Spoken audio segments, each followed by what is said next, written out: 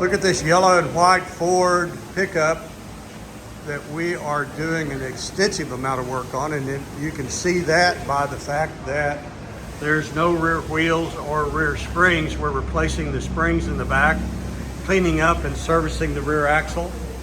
We're adding air conditioning to this truck, and you can see that we have removed some of the instrument cluster and gauges and the dash pad. And on the front, same thing. The front four-wheel drive axle is out, and we are cleaning it up, painting it, and servicing it.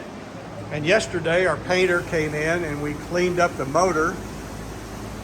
You can see all of the paper around the outside, and we painted the motor to make it look nice, and we'll put it all back together and make this engine compartment look great. If you want more videos about how we do things at Wilson Auto Repair, go to my website. I'm Barry Wilson. My website is wilsonauto.com.